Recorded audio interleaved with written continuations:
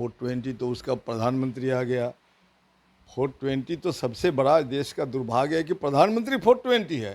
प्रधानमंत्री अपना entire political science का सर्टिफिकेट दिखाए ना भाई। अब रहेगी। भाकपा माले ने 40 सीट के लिए अपनी सूची दी है चलिए ठीक और है। पिछले 5 साल में हम लोगों ने काफ़ी मेहनत की और 6-7 जो हमारा विधानसभा हम लोग लूज करके बहुत लिस्ट मार्जिन से हम लोगों ने लूज किया। देखिए, भाकपा माले का स्ट्राइक रेट बहुत अच्छा था जी और भाकपा माले जनता के प्रति प्रतिबद्ध है, कॉन्स्टिट्यूशन के प्रति उनकी आस्था है और इसमें कोई हमको डिगा नहीं सकता जी है। तो अब आप हमको मत घुमाइए। जी अब कांग्रेस देश की सबसे बड़ी पार्टी है, कांग्रेस को देश संभालना चाहिए। नमस्कार, मैं साकिब कुमार, आप भारत टाइम्स देख रहे हैं। बिहार में महागठबंधन में किस तरीके से सीट शेयरिंग होगी? एक तरफ जहां राजद, दूसरी तरफ कांग्रेस, तो तीसरी तरफ लेफ्ट है। अब इसी में मुकेश सहनी की भी आने की बातचीत हो रही है, लेकिन आखिर किस दल को कितना सीट मिलना है, इस पर बातचीत करने के लिए हमारे साथ भाकपा माले विधायक दल के नेता महबूब आलम हैं। कैसे देखते हैं महबूब जी? चुनाव तो बेहद करीब है, चुनाव का अनाउंसमेंट भी हो चुका है। अब सीट शेयरिंग को लेकर जो संशय चल रहा है, कब वो डिस्क्लोज कीजिएगा? नहीं, चुनाव तो आ ही गया, समझ लीजिए, करीब नहीं है, जी वो आ ही गया जी और चुनावी तैयारी में हम लोग भी उतर चुके हैं।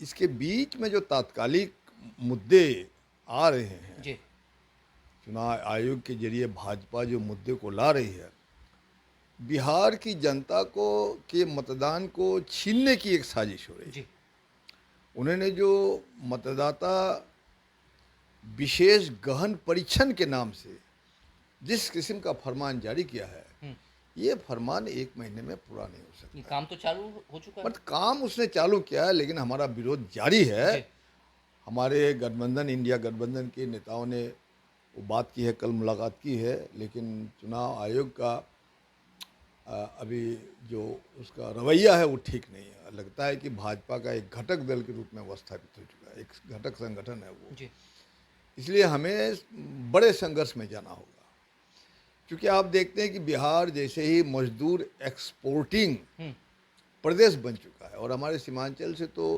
करोड़ों की तादाद में, बिहार से करीब करीब 2.5 करोड़ लोग बाहर रहते हैं। जी तो जो लोग बाहर रहते हैं उनको चुनाव अधिकार से वंचित कर, आज की तारीख में कोई भी मतदाता नहीं है, आप भी नहीं है। अभी इंक्लूजन की बात हो रही है, पहले ये बात थी नहीं। पहले जो 2003 का मतदान या 24 के मतदाता सूची के हिसाब से जो मतदान हुआ, तो चुनाव आयोग का जो कहना है कि वो मतदाता में भारी गड़बड़ी थी, उसी गड़बड़ी को सुधारने के लिए गड़बड़ मतदाता सूची के आधार पर ही तो केंद्र की सरकार चुनी गई है। मतलब आपका कहना है कि ये जो अभी चल रहा है जी। वोटर लिस्ट में संशोधन, एक तरह से जो भी जांच चल रही है, वो काफी विलंब हुआ है ये इसमें। विलम्ब नहीं, ये गरीबों को, पिछड़े को, अत्यंत पिछड़े को, दलितों को, आदिवासी को, मुसलमानों को वोट देने के अधिकार से वंचित करने की एक सुनियोजित भाजपा की साजिश है ये। नहीं, महबूब जी, अगर इस मुद्दे से हटा जाए, क्योंकि ये तो काम चालू हो चुका है, आप लोग की लगातार लड़ाई भी चल रही है, चुनाव आयोग की तरफ से लगातार बातचीत करने की कोशिश कर रहे हैं, तेजस्वी यादव का भी गुस्सा फूट रहा है भाजपा के ऊपर, लेकिन सत्ता पक्ष तो लगातार कह रही है कि चुनाव आयोग जो है वो निष्पक्ष रूप से काम कर रहा है, वो हमारा थोड़ी देखिए, है। सत्ता पक्ष तो लगातार वो फांसीवादी जो उसका चरित्र है उस दिशा में वो बढ़ना चाहता है। 1 इलेक्शन 1 नेशन की बात करते हैं, जी, वो one nation one election. Election बात करते हैं, तो ऐसी बातों की तरफ जा रहे हैं, क्योंकि जनता का भरोसा उसने खो दिया जी है और बिहार की जनता उससे नाराज है और आक्रोश है।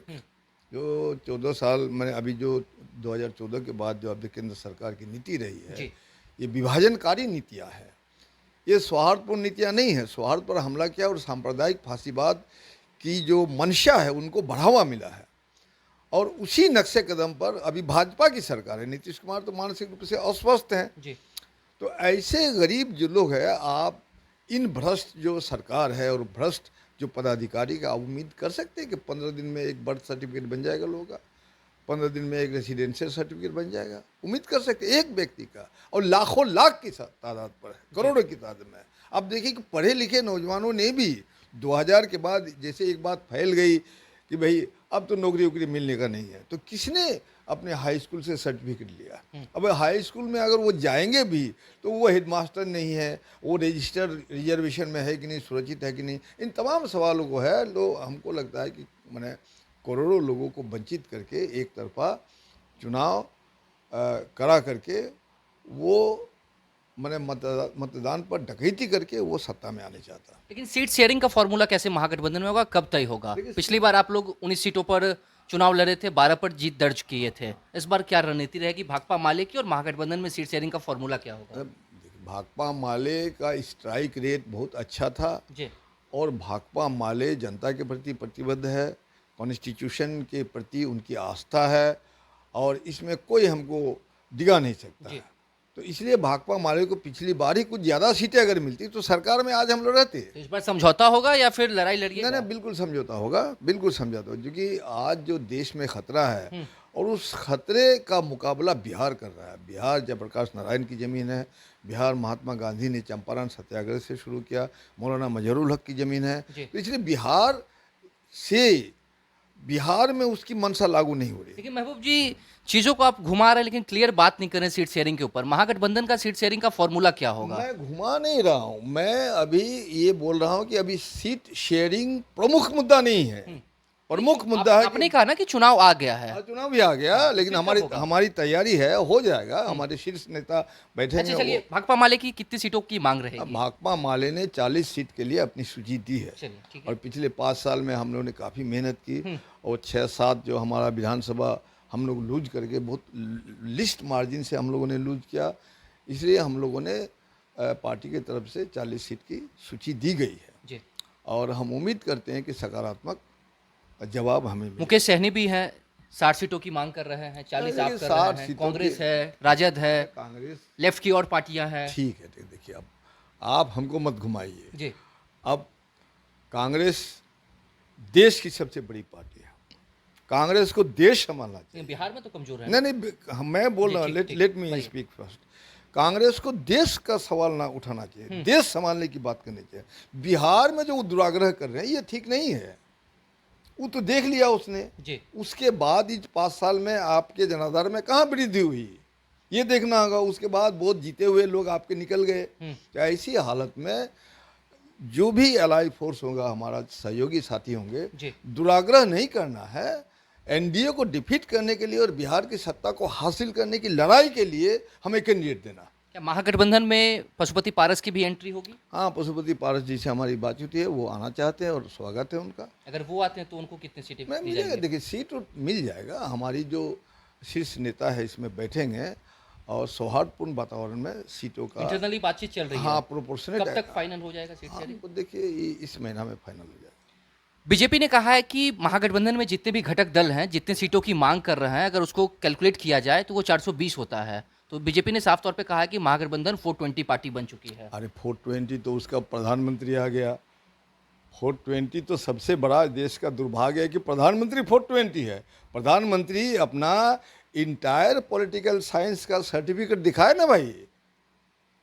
अब तक तो आप लोगों ने नहीं सुना होगा इंटायर पॉलिटिकल साइंस की पढ़ाई किस यूनिवर्सिटी ने शुरू की है बिहार में या भारत में, या इंटरनेशनल किसी यूनिवर्सिटी ने अगर इंटायर पॉलिटिकल साइंस सब्जेक्ट का अगर पढ़ाई शुरू की है तो वो तो बताना चाहिए ना। जी जी, आपके प्रधानमंत्री पर 420 होने का इल्ज़ाम लगता है। तो प्रधानमंत्री बीजेपी के हैं या फिर देश के? प्रधानमंत्री देश के हैं, जरूर जरूर हम मानते हैं उसको, देश के प्रधानमंत्री तो माननीय है, जी। लेकिन देश के प्रधानमंत्री को देश का प्रधानमंत्री होने की हैसियत से कार्य करना चाहिए। भाजपा एक कार्यकर्ता के रूप में उसको नहीं काम करती, वो अलग बात है। ठीक है, सीट शेयरिंग पर बात हो गई। महागठबंधन में अभी तक सीट शेयरिंग आपने कहा कि इस महीने के अंत तक में फाइनल होगा। सीएम चेहरा कौन? क्योंकि डिप्टी सीएम तो मुकेश सहनी अपने आप को बता रहे हैं। देखिए, लोकतांत्रिक प्रक्रिया में आप लोग जो हम लोग पर जिम्मेदारी ठहराते हैं, सीएम चेहरा कौन, सबसे पहले हमारी जिम्मेदारी क्या है? हमारी आस्था संविधान पर है, हमारा भरोसा जनता पर है। जी। तो जनता चुन के हमें भेजती है। हमने अगर किसी को सीएम चेहरा बना दिया और वो इलेक्शन में डिफीट हो गए तो ये जनता का अपमान नहीं है ये? तो फिर आप ही के गठबंधन में मुकेश सहनी फिर अपने आप को डिप्टी सीएम कैसे? अरे छोड़िए ना, मुकेश सहनी क्या बोलते हुए ऐसी बात नहीं है। अरे दुराग्रह बहुत लोग करते हैं, उन दुराग्रहों पर अगर हम ध्यान देंगे तो अपनी तैयारी हम कैसे करेंगे? जी अभी हम महागठबंधन को मजबूत करना चाहते हैं और सहनी जी का ऑफर है। सहनी जी अपना प्रैक्टिस देख ले, पिछली बार उन्होंने 5 उनकी सीट आई और पाँचों को 5 भाजपा ने खरीद लिया। तो ये ज़मीनी हकीकत देखना होगा। जी अब मैंने डींग झाड़ने के लिए कोई बात नहीं है, अभी ज़मीनी हकीकत देखिए। मुकेश सहनी को 10-15 सीट मिले, मुझे लगता है काफ़ी है जी। 60 सीटों की लेकिन मांग कर रहे हैं। 60 सीटें बढ़ा चढ़ा के मांग चलिए ठीक करते है, हैं जी। महबूब जी ये बताइए कि AIMIM जो है सीमांचल में जिस तरीके से अपने आप को मजबूत करने में लगा हुआ है, वो कितना नुकसान पहुंचा सकता है आपको? और मैं क्योंकि नुकसान, अख्तरुल इमाम ने ये भी कहा है कि महागठबंधन में मेरी भी बातचीत चल रही है, वो भी आने की कोशिश में लगे हुए हैं। हाँ, मुझे भी मीडिया के जरिए ये जानकारी मिली है कि महागठबंधन का या इंडिया गठबंधन का एक हिस्सा वो बनना चाहते हैं, लेकिन इधर से क्या फैसला है ये जानकारी मेरी नहीं नहीं तो सवाल ये है कि अगर अख्तरुल इमाम या ओवैसी की पार्टी आती है महागठबंधन में, दरवाजे खुलते हैं, तो लेफ्ट को कितना नुकसान होगा है। सीमांचल लेफ्ट के? को कोई नुकसान नहीं होगा। देखिए, इस देश की जनता का नेचर है सेकुलरिज्म, डेमोक्रेट है जनता। जनता सांप्रदायिक नहीं है, फांसीवाद नहीं है। जी और आप अगर उन मुद्दों को लेकर के जनता कुछ दिन के लिए आप उसको आंखों में झोंक सकते हैं, परमानेंट धूल झोंक नहीं सकते हैं। तो ये MIM अपनी राजनीति कर रहे हैं, वो उसका मुद्दा है। हम उन मुद्दों पर राजनीति करते हैं नहीं करते हैं। हम देश की जनता के लिए, देश की सोवरेनिटी के लिए, देश के मान सम्मान के लिए मतलब मेहनत ये आप कह रहे हैं कि ओवैसी की जो राजनीति है वो लेफ्ट से या महागठबंधन का जो भी आइडियोलॉजी है उससे बिल्कुल अलग है, वो बिल्कुल अलग है, वो अलग है जी। मतलब रास्ता फिर नहीं है ओवैसी जी नहीं, के लिए। रास्ता नहीं है, ये तो मैं हमारे शीर्ष नेता लोग तय करेंगे। ये लेकिन आप ही तो ये भी कह रहे हैं ना कि आइडियोलॉजी भी अलग है और शीर्ष नेता तय भी देखिए, करेंगे। उस किस्म की आइडियोलॉजी को हम लोग पसंद नहीं करते। ये मैं निजी बात कर रहा हूँ। वी एड्रेस द पीपुल, जी not we address the Muslim people, Hindu people, ऐसा हम नहीं करते। हम वर्किंग क्लास, और निश्चित रूप से आज जो टारगेट किया गया मुसलमानों को, मुसलमान जो उत्पीड़ित है, मुसलमान को हर नाकामी का जिम्मेदार ठहराया जाता है, तो मुसलमान के पक्ष में हमें खड़ा होना है जरूर। लेकिन 20% मुस्लिम अगर 80% हिंदू एजेंडा में खड़ा हो जाए जी। तो ये हमारा मुद्दा नहीं होना चाहिए। हम इंडियन पीपुल को एक साथ लेकर के उस मुद्दा, आप देखिए कि वक्फ बोर्ड का सवाल देखिए कि पार्लियामेंटारियन कितने थे मुस्लिम, 24, जी वोट कितना मिला, 232। तो 232 में 208 जो पार्लियामेंटारियन थे, उसका रिलीजन क्या देखिए, उसका धर्म क्या है। तो उसने तो सेकुलरिज्म के मुद्दे पर, कॉन्स्टिट्यूशनल वैल्यूज के मुद्दे पर वोट दिया। तो हम वो काम करें कि वो काम करने जाए, जी यहाँ हमारा रिजर्वेशन है। ठीक है जी, बहुत बहुत धन्यवाद। देखिए अपने चुनाव के विषय पर जितनी भी बातें हुई, इसमें अब अहम मुद्दा था कि आखिरकार महागठबंधन में सीट शेयरिंग का फॉर्मूला कब तक होगा, और जो लेफ्ट की पार्टी है, राजद हो या कांग्रेस हो, और जिस तरीके से मुकेश सहनी की भी आने की बातचीत चल रही है, पारस की आने की बातचीत चल रही है, तो कुल मिला के महागठबंधन में किस पार्टी को कितना सीट मिलता है। लेकिन महबूब आलम ने साफ कर दिया है कि जो इनकी जो पार्टी है भाकपा माले, उसमें 40 सीटों की मांग इनकी रहेगी, क्योंकि पिछली बार का स्ट्राइक रेट काफ़ी ज़्यादा अच्छा था। अब ये देखने वाली बात है कि आखिरकार सीट शेयरिंग में किस पार्टी को कितना सीट मिलता है। फिलहाल इस खबर में इतना ही। नव भारत टाइम्स के साथ बने रहें। पटना से साकिब कुमार।